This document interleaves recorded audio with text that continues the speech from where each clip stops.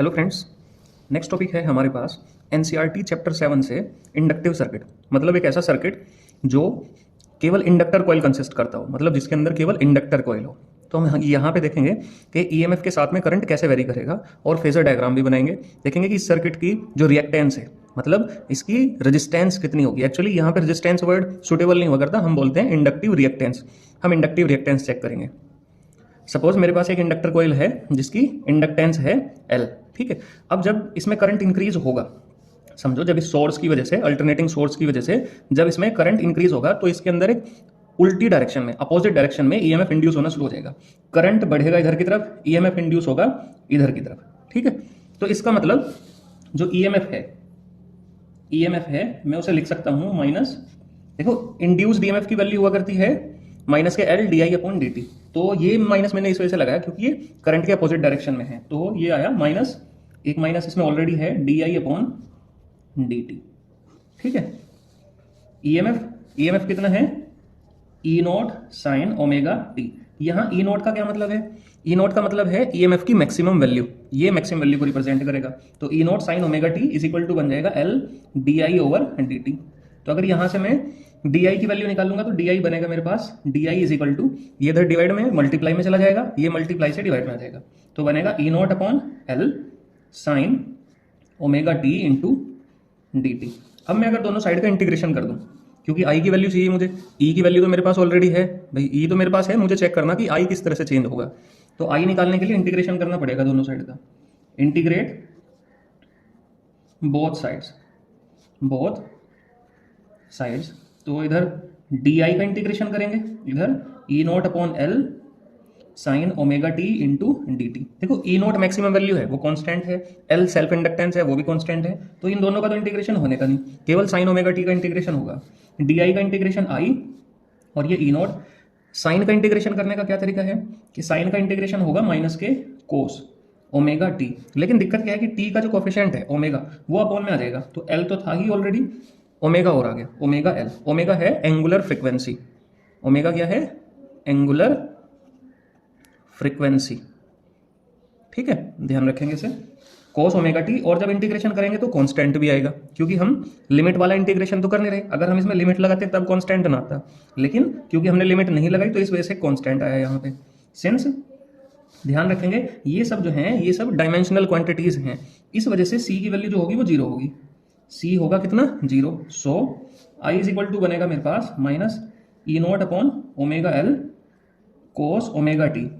अब आप ध्यान करो, ईएमएफ जो है मेरे पास वो है ई नॉट साइन ओमेगा टी, ये साइन की टर्म में है, और करंट किसकी टर्म में है, कोस की टर्म में। तो अगर मैं इसे साइन की टर्म में चेंज करना चाहूँ तो हमने 10th क्लास में फॉर्मूले पढ़े थे, ई नॉट अपॉन ओमेगा एल, इसे हम लिखेंगे साइन 90 माइनस थीटा, 90 मतलब पाई बाई 2 माइनस थीटा की जगह ओमेगा टी, और ये माइनस अंदर मल्टीप्लाई करेगा तो इनके साइन चेंज कर देगा। तो आई इज इक्वल टू बनेगा E naught upon omega L और omega T minus pi by 2, ठीक है। ये आई की वैल्यू आ जाएगी मेरे पास, ठीक है। जहां ईएमएफ मेरे पास कितना था, ई नॉट साइन ओमेगा टी, तो आप देख रहे कि करंट कितना आया, करंट आया E naught upon omega L sine omega T minus pi by 2, where EMF कितना है मेरे पास, ये तो इतना है। अब ध्यान रखो ये ईएमएफ हो गया मैक्सिमम वैल्यू, ये हो गया एक तरह से रिएक्टेंस बनेगी। ये जो ओमेगा एल है इसे हम क्या लिख लेंगे, एक्सएल, इसे बोलते हैं इंडक्टिव रिएक्टेंस। इंडक्टिव रिएक्टेंस ये रेजिस्टेंस का काम करेगी इंडक्टर कॉइल के अंदर। इसे रेजिस्टेंस नहीं बोल सकते हम, क्योंकि रेजिस्टेंस जो है वो ओमिक कंडक्टर की हुआ करती है, ये नॉन ओमिक कंडक्टर हैं, ये ओम्स लॉ को फॉलो नहीं करते, इस वजह से हम बोलेंगे कि ये रेजिस्टेंस की तरह रिएक्ट कर रही है, तो इसे बोलेंगे हम इंडक्टिव रिएक्टेंस। तो I is equal to E naught upon XL sine omega T minus pi by 2, और इसे लिख लेंगे I is equal to I naught sine omega T minus pi by 2। तो इंडक्टर कॉइल में एक चीज तो देखने में आई, आप देखो फेज से ही पता लगा लो, फेज का मतलब है एंगल, इसका एंगल है ओमेगा टी और इसका एंगल है omega T minus pi by 2, मतलब करंट ईएमएफ से पाई बाई 2 पीछे है, तभी तो माइनस आया, कम है। इसका मतलब ध्यान रखेंगे हम कि इसका मतलब हुआ कि करंट लैग्स बिहाइंड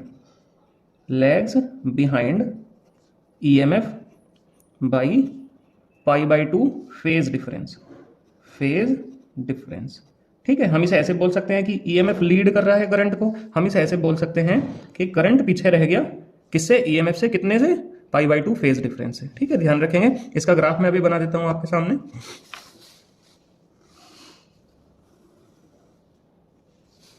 सपोज मैं इन्हें दोनों को एक ही एक्सिस पे प्लॉट करना चाहता हूं, तो प्लॉट करने के लिए करंट तो मैंने लिया, आई इज इक्वल टू बना मेरे पास I naught sine omega T minus pi by two.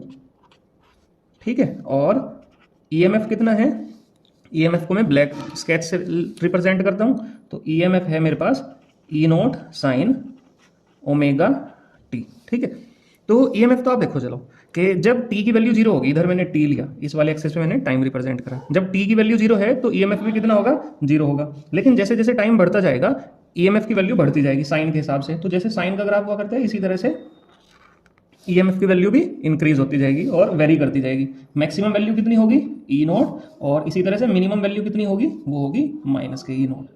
ठीक, अगर करंट को हम देखें, करंट हमें देखने में आ रहा कि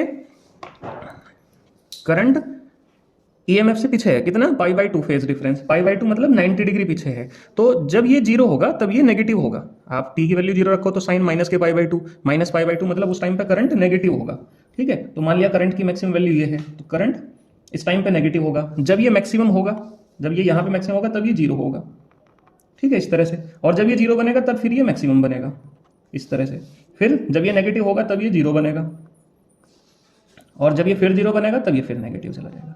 इस तरह से आप इसे रिप्रेजेंट कर सकते हैं, ये आई नोट और ये माइनस आई नोट। ठीक है, करंट को आपने रेड से रिप्रेजेंट करा और ईएमएफ को आपने किससे रिप्रेजेंट कर दिया, ब्लैक से रिप्रेजेंट कर दिया। इस तरह से आप इसका एक फेजर डायग्राम बना सकते हैं। ये इसका बन गया फेजर डायग्राम। फेज से मतलब है एंगल से,